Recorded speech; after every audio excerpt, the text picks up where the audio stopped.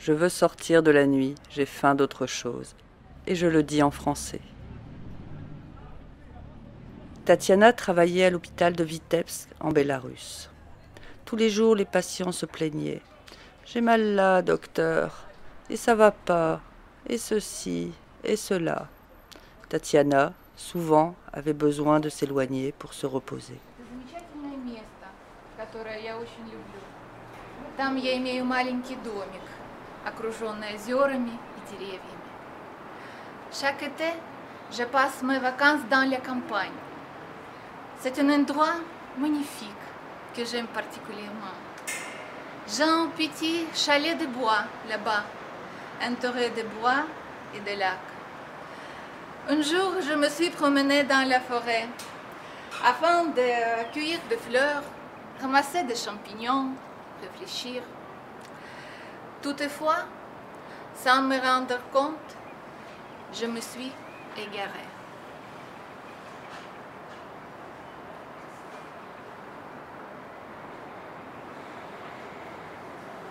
Il faut savoir que les forêts biélorusses se consistent de marais et de bois très denses. Sans oublier la faune nocturne, les loups, les ours, les renards, les serpents. Le crépuscule arrive. Le soleil tombe. La pénombre envahit la forêt. J'ai peur. Ivana venait de finir ses études d'architecte paysagiste à Belgrade. Fière et très heureuse d'avoir son diplôme, après quelques mois de vacances, elle décroche son premier emploi. Kako sam bila srećna da završim školu i da sve te pejzaže iz moje glave i sve te izmeštane prostore koji su ostali samo u teoriji i nisu otišli dalje od papira, da konačno izađu i da ih pustim da počnu da žive konačno svoj život. J'étais très heureuse que j'ai fini mon école et tous ces paysages qui ont été dans ma tête, et tous ces espaces imaginés qui sont restés tout le temps juste en théorie et qui ne sont pas partir plus loin que des papiers, de où laisser commencer à vivre. J'ai trouvé un travail, j'ai commencé à travailler pour un bureau d'architecture pas loin de ma maison. Mais j'ai vite compris, ils n'ont pas vraiment besoin pour moi. Ça me pris juste pour montrer qu'ils sont un bureau très moderne, et très avancé, et interdisciplinaire. Et ils ont un architecte paysagiste entre eux. Mais architecte paysagiste qui ne travaille pas, qui seul. Je savais que je vais me sauver de ce milieu comme il n'est pas. Un an après, ils m'ont offert contrat à durée indéterminée. J'ai juste commencé de voler et ils sont en train de me couper des ailes. Moi non. Non, je ne peux pas. Non. Je refusais un CDI. Nipapor n'était étudiante en droit à Bangkok. Elle était obligée de travailler dans un restaurant. Mais jeune et pleine d'énergie, elle sortait le soir avec sa copine. Car à Bangkok, les vacances, c'est tous les soirs. ตอนฉันเป็นเด็กนักเรียนอยู่ที่กรุงเทพฉันทำงานไปด้วยเรียนไปด้วยทุกวันฉันเหนื่อยกับงานแล้วได้ออกไปเที่ยวกับเพื่อนๆแล้วเราก็ได้เจอสามีแล้วเราก็ได้ย้ายมาอยู่ด้วยกัน J'habite à Bangkok, je suis étudiant en droit à la université. Je travaille dans la Japanese restaurant. Tous les jours, je suis fatiguée, je mange le billet et je suis pas contente. Tous les jours, les clients pas gentils avec moi, je travaille beaucoup, je n'ai pas gagné beaucoup d'argent. Après finir le travail, je appelle ma copine pour aller disco. Je suis tranquillement, j'ai été content, je bois beaucoup, je suis dansé dans la disco. Je suis très très content, je rencontré mon futur mari dans la disco. Pour apprendre, nous habitons ensemble pendant 12 ans parce qu'il y a beaucoup de femmes thaïlandaises mariées, étanchées et probablement divorcées très vite. La forêt s'étend à l'infini. Les feuilles des arbres bruissent sous l'effet du vent. J'entends deux voix. Une voix me pousse au plus profond de la forêt. Mais ma conscience me dicte « Arrête, Tatiana, arrête !» Que faire dans cette situation? Crier, pleurer, courir n'importe où? Personne. Aucun recours. Mis à part des millions de moustiques, je ne peux compter comme sur moi-même. À 20 ans, Thirwanan quitte le nord de la Thaïlande. Elle prend un bus et atterrit à Bangkok, qui est une ville pleine de bonnes et de mauvaises surprises. ตอนอายุ 20 ปี ฉันได้นั่งรถบัสไปทำงานอยู่ที่กรุงเทพชีวิตที่กรุงเทพไม่มีอะไรดีขึ้นเลยฉันคิดว่าฉันทำอะไรมันก็ไม่ดีสักอย่างชีวิตก็ตกต่ำลงทุกวันก็มีอยู่วันหนึ่งได้เก็บตัวอยู่ในห้องไม่อยากเจอใครไม่อยากมองหน้าใครปิดประตูไม่อยากเจอใครทั้งนั้นอยู่หลายวันและรู้สึกว่าตัวเองหิวข้าวหิวมากๆเพราะไม่มีเงินที่จะซื้อกับข้าวที่จะกินQuand j'ai été 20 ans, je suis parti pour travailler à Bangkok. J'ai pensé, ma vie à Bangkok, c'est pas terrible, ça va pas. Un jour, je restais dans mon appartement. Je fermais tout. Je ferme la fenêtre, je fermais la porte. Je voulais rester tout seul, voir personne.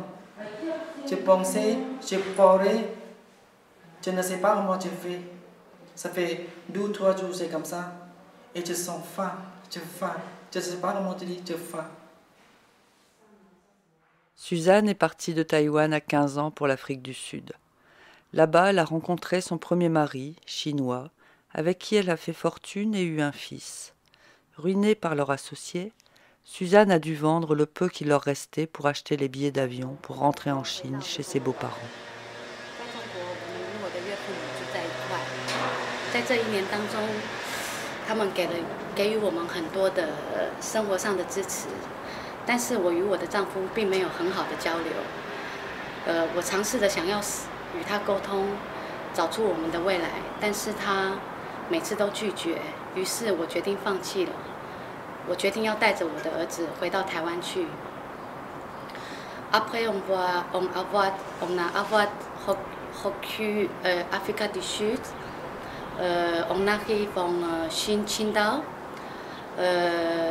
Pendant un an, on habite dans la chaise mes beaux-parents. Pendant un an, ils nous aidaient beaucoup pour tout. Mais je ne vois pas de futur.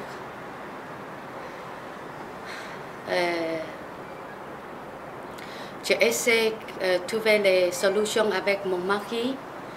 Mais il ne travaille pas, il ne veut pas discuter, il ne veut pas, il a refusé tout le temps.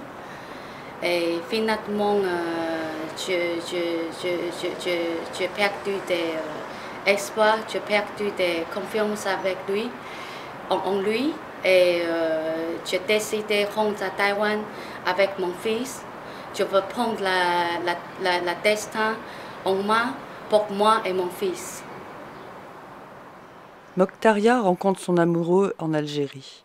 Ils se fiancent. Mais pendant 2 ans, Mokhtaria attend les papiers pour le rejoindre en France. Un jour, elle reçoit un coup de fil. C'est fini, Mokhtaria. J'en aime une autre.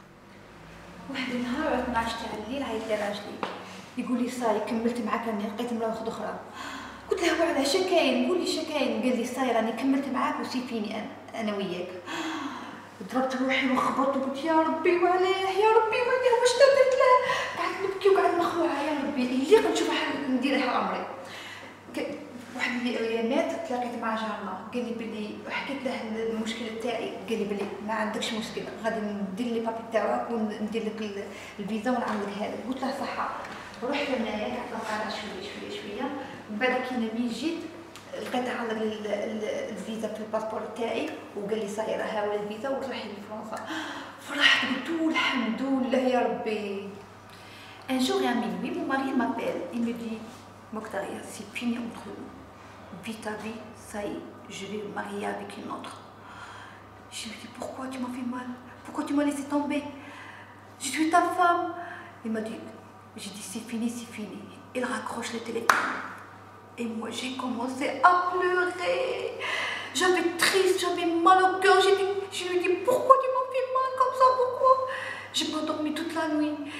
J'ai dit il faut que je trouve une solution pour le rejoindre. Je le vois tête à tête, je vois la vérité. Après quelques jours, j'ai rencontré mon voisin. Je lui ai raconté mon problème. Il me dit, sans problème, Mokhtaria, je vais t'aider le maximum. J'avais de la chance. Hein. Dans une semaine, il me ramène le visa touristique. Il me dit, c'est bon, Mokhtaria, voilà ton visa, tu peux aller en France. Et rejoindre ton mari et voir la vérité. J'étais très contente. J'ai dit, c'est vrai, c'est pas vrai. C'est ça qu'est-ce que je veux. J'ai dit, ça y est, je vais quitter l'Algérie et aller en France pour voir la vérité. En été, le soleil monte plus tôt que d'habitude. Je me souviens des conseils de mon professeur pour lire le signe de la nature. Je trouve des fourmilières construites au sud des arbres. J'observe la mousse qui pousse au nord des arbres. Je regarde le soleil monter au zénith. Je pense à ma fille, à ma petite fille et à mon père qui devait probablement s'inquiéter. Et enfin, je trouve mon chemin. Après une tentative succès, et mon ex-mari il appelle ma mère. Et ma mère elle m'a demandé qu'est-ce qui se passe, mon fils. Et je lui raconte, je raconte un peu. Et ma mère elle m'a dit rentre à Taïwan. La porte était toujours ouverte pour toi. Et finalement, j'ai décidé je veux rentrer à Taïwan avec mon fils. Je veux prendre la liberté pour ma vie. Lise est étudiante en chimie à Mexico. Mais trop libre, trop indépendante, Lise dérange et se pose beaucoup de questions. Por muchas razones, yo estaba deprimida. Me la pasaba llorando todo el tiempo. Pero un día decidí que la tristeza no era para mí. Decidí partir lejos de todo lo que me hundía y me detenía. Después aprendí que un lugar nos hace renacer, nos da luz para poder renacer. J'étais déprimée, mais un jour, j'ai décidé que la tristesse n'était pas pour moi. J'ai décidé de partir loin, de quitter la grande, monstrueuse ville de Mexico avec 21 millions d'habitants et beaucoup de pollution. J'ai appris qu'un nouveau lieu nous fait changer des idées. Et le temps nous donne un peu de lumière pour pouvoir renaître. Alors, j'arrive à Vancouver et je vois une magnifique ville avec plein de nature et de grands bâtiments modernes à côté de la mer. Je n'ai pas beaucoup d'argent, mais heureusement, je trouve des personnes qui m'aident. J'arrive dans une maison avec 5 grands Canadiens, blonds et musclés, qui me prend comme sa petite sœur, qui aime bien rigoler tout le temps et faire la fête. J'étais tellement contente. À Vancouver, je me pouvais habiller comme je voulais, avec un petit short et un petit t-shirt, sans être embêtée par personne. Même à la nuit, je pouvais sortir avec, sans aucun problème. Et c'est là que j'apprends qu'une femme peut être libre. C'est vraiment un bonheur de trouver mon chemin, de sortir de ce cercle vicieux, même si cet endroit est loin de ma maison. Je me suis trouvée dans ma maison sans un place, argent. Mais j'étais sûre que j'ai pris de bonnes décisions. Cette voix dans l'intérieur de moi, c'était trop fort et c'était trop clair. J'ai commencé de chercher désespérément. J'ai commencé de chercher travail partout. J'ai passé des heures sur Internet. Comment justifier cet fort sentiment que j'ai raison? J'ai pensé que de ça.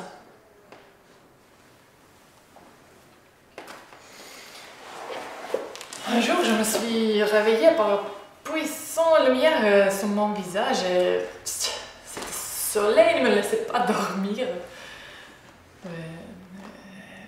J'ai vu... C'est l'été dehors, j'ai même pas vu c'est l'été dehors. J'ai compris que j'arrêtais de vivre. Je dois sortir, je dois souffler, je dois...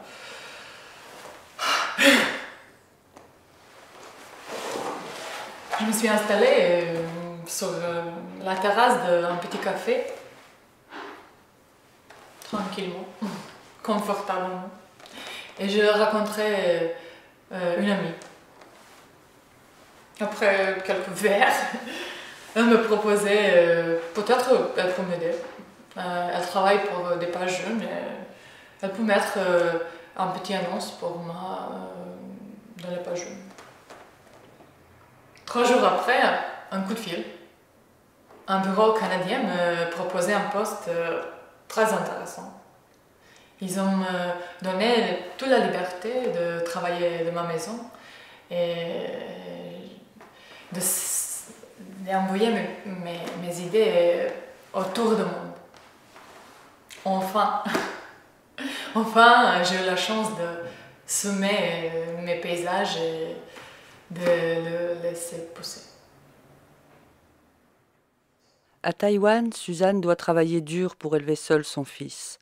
Le jour dans une banque, la nuit dans une discothèque. Son fils se plaint de ses absences et veut retourner chez son père en Chine du Nord. C'est très loin. Pendant 2 ans, Suzanne apprend pour avoir un emploi qui lui permette de se rapprocher de son fils. Enfin, elle trouve un emploi à Shanghai. Le premier jour, quand je vais travailler à Shanghai, je rencontre mon futur mari. Il s'appelle Frédéric, il est français, et, il a travaillé en Shanghai et il a travaillé dans l'entreprise internationale. Et 1 an après, quand il rentre à la maison, il me disait aujourd'hui j'ai reçu une nouvelle mission, j'ai besoin de rentrer en France 1 an après. Et avant il va partir en Chine, il me propose est-ce que tu veux venir avec moi pour passer 1 semaine en France pour savoir le pays, pour savoir, pour reconnaître mes familles. Et je suis allée en France, j'ai passé 1 semaine avec son famille. Et 1 semaine après, je rentre en Chine. Et je commençais à travailler comme l'habitude, comme avant. Et 5 mois après, le matin quand je réveille, je réalisais qu'il me manque beaucoup. Parce que tous les jours, il m'a réveillé avec des sourires et avec les grands yeux comme ça. Et chaque matin, il m'a dit wake up, Susan, wake up. Et finalement, tu appelles mon mari et tu dis d'accord, je vais marier avec toi. Et maintenant, je viens en France. J'ai le goût de sang à Bangkok avec mon futur mari. Je suis une demande de visa pour venir en France. Mais c'est compliqué pour moi parce que mon mari, il est trop jeune. Mon beau-frère, il est poussé moi venir en France, mais installé avec mon mari. Mes futurs parents, ils préféraient pour faire une belle surprise pour moi. Je me suis mariée dans l'hôtel de Wynn. Nous avons allé faire la fête dans le grand château. Adieu, je vais changer ma vie parce que je pensais ma vie c'est pas tout seul. Je pense toujours, maman et ma soeur, elle est à côté de moi. Ils sont gentils avec moi toujours. Je réfléchis pour partir, pour travailler à Phuket. Et il n'y a rien, il n'y a pas sous, il n'y a rien. Et ma copine, il m'a téléphoné. Pépine, venez, va travailler avec moi. Je vais payer pour toi pour l'avion. Tu venir, tu t'inquiètes pas. Je préparais bien pour partir pour travailler, pour changer ma vie à Phuket. Ma vie dans Phuket, ça change. Et mieux sont mieux, je suis bien là-bas. Un jour, je rencontrais avec mon mari. Je pense que cette personne très gentille. Il m'a parlé, il m'a aidé. On parlait beaucoup. Avant il partit, il m'a dit, Pipine, laisse-moi partir 3 semaines. Quand tu entres, je vais faire papier pour toi. J'attends 3 semaines passées, il venir avec ses papiers pour moi signer, pour partir en France. Le premier jour, quand je suis revenu en France, je sens froid. Parce que je mets la petite chemise blanche avec pantalon jean, avec petit chaussures. Je sortis dans la porte et je vois en sécurité et je dis, je sais pas, parce qu'il va chercher quelque chose dans mon sac. Parce que dans mon sac, il y a nourriture pour moi, pour manger, pour venir ici. Après passer, je vais passer la porte. Je suis vraiment content, vraiment surprise. Parce que je vois mon mari, il m'attend moi. Et je vais prendre lui dans mes bras. J'ai pris l'avion et j'ai parti à Paris. Le jour où je suis arrivée, j'étais très contente. Qu'est-ce que je fais maintenant? Il faut que j'appelle ma belle-sœur. J'ai appelé ma belle-sœur, je lui dis « Allô, oui, Jamila, je suis là, à Paris. » Ah, c'est pas vrai. Tu es là? Oui. Comment je fais pour te rejoindre? Elle m'a donné l'adresse, elle m'a donné tout. J'ai pris l'adresse, j'ai pris le billet et j'ai parti. J'ai pris le train pour y aller à Châteauroux. Je suis arrivée à Châteauroux, j'ai trouvé ma belle-sœur. Elle m'attend à la gare. Dès qu'elle me voit, elle était très contente, elle était joyeuse. Elle m'embrasse beaucoup et elle me ramène avec elle le béret et les lunettes pour me déguiser. Dans la route, on marche. Elle me dit, voilà, qu'est-ce que tu vas faire, Mourtala? Tu vas mettre le béret, tes lunettes, tu déguises et tu toques sur la porte. J'ai parti. Elle me cache dans la cave des poubelles pour que personne ne me voit. Donc, j'ai rentré dans la cave des poubelles.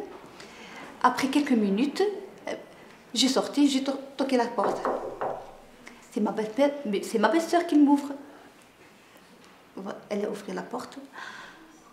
Oui, bonjour, ça va? Vous allez bien? Oui, ça va. Comme quoi, je suis la voisine. Je vais appeler ma mère. Elle a appelé maman, c'est la voisine, elle veut parler avec toi. J'ai enlevé mes lunettes. Ma belle-mère, elle croit pas. C'est pas vrai, non. Après, j'ai enlevé mon béret. C'est Mokhtaria, c'est pas vrai. Elle me tient, elle me brasse. Elle me porte comme un bébé. Mon beau-père, il pleure. Mes belles-sœurs, ils pleurent. Incroyable, mais vrai. Mais pour son fils, c'était le contraire. C'était le choc pour lui. Non, il n'a pas aimé. Et qu'est-ce que je lui dis? Moi, je suis là pour te dire, je te quitte définitif. Et je vais vivre avec un autre homme mieux que toi. Après 2 mois, j'ai trouvé mon chemin. Je me suis retrouvée. J'ai sorti cette liste qui était à l'intérieur de moi, mais elle était cachée parce qu'elle avait peur. Maintenant, elle est sortie et je suis plus forte. J'ai fait ce que je veux et je suis celle que je veux être. Je ne me laisserai jamais tomber par terre encore. Je suis retournée au Mexique avec le même visage, mais avec plus de force, avec un autre esprit pour réaliser mes rêves. Les sorties de la forêt, les rencontres avec ma famille, les joies et les larmes sont à la fois. Je ne regarde plus le monde de la même façon. J'apprécie de la vie et de tout petits moments de bonheur au quotidien.